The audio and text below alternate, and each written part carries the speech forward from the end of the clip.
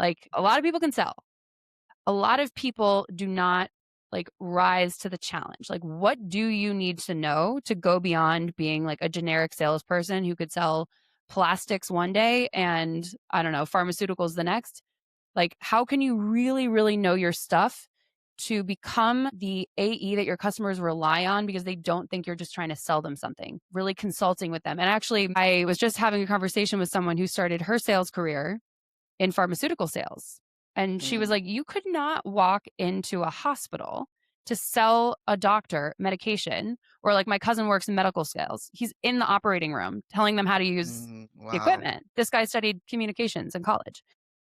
Like, there's no conversation. If you cannot speak the language of like regulations and medication and diseases, they're not even. And I think in tech sales, this bizarre culture has arisen over the last like 40, 50 years where we've basically said, no, this stuff is like too complicated for the average person. You know, only like Bill Gates and Steve Jobs could ever possibly understand how this all works. And it's like, no, it's just never been explained in a way that mass appeal because knowledge is power. So it's a lot easier to be like, oh, it's too complicated to explain. You have absolutely, like, if you got into tech sales, you can absolutely understand what your product does and go above and beyond that. And that's going to make you stand out. That's going to make your customers want to work with you and want to pick up the phone. And it's going to make your companies want to keep you and fight to keep you when someone's got to go for the yearly culling. That is unfortunately like too common in our industry. The companies really want to hire. And like my recommendation to you is you learn that and you talk about it. Use LinkedIn. Like use LinkedIn to talk about what you know. There's not enough thought leaders on LinkedIn. We all laugh about it. There are not enough, in my opinion. 100%. And you're talking about, the whole being more technical. Now there's the buyers getting more educated, right? Because they have even more access to the information. So the bar is raising, I believe. I'm not 100% sure, but because the client can research before Yeah.